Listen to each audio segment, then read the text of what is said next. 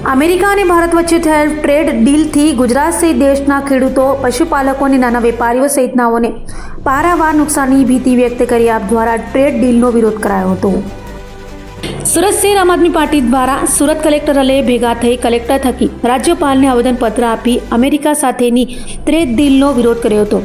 આપ દ્વારા આવેદનપત્રમાં અમેરિકા અને ભારત ટ્રેડ ડીલથી ગુજરાતના ખેડૂતો, પશુપાલકો, નાના વેપારીઓ અને સામાન્ય નાગરિકોને પારાવાર નુકસાન થવાની ભીતિ વ્યક્ત કર્યા હતી અને આમ આદમી પાર્ટી અમેરિકા સાથેની ખેડૂતો, પશુપાલકો અને જનવિરોધી ટ્રેડ ડીલનો સખત વિરોધ કરે છે તેમ કહ્યું હતું. તો આ અંગે આવેદનપત્ર આપ્યા બાદ આપ દ્વારા મીડિયા સમક્ષ અમેરિકા સાથેની ટ્રેડ ડીલથી થનાર નુકસાની અંગે ચિતાર રજૂ કરાયો હતો.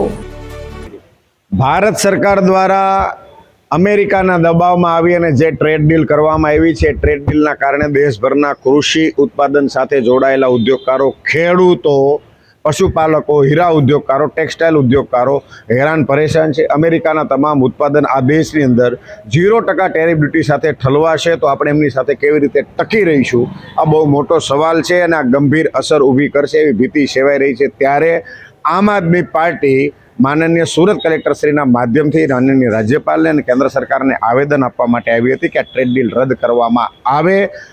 અમેરિકાના દબાણની સામે ઝૂકીને નહીં પણ અમેરિકાની સામે લાલ આંખ કરીને ઊભું રહેવા માટે સરકારે તૈયારી દર્શાવવી જોઈએ અને આમ આદમી પાર્ટી સાથે સાથે સમગ્ર દેશ તો એમની સાથે ઊભો રહેશે.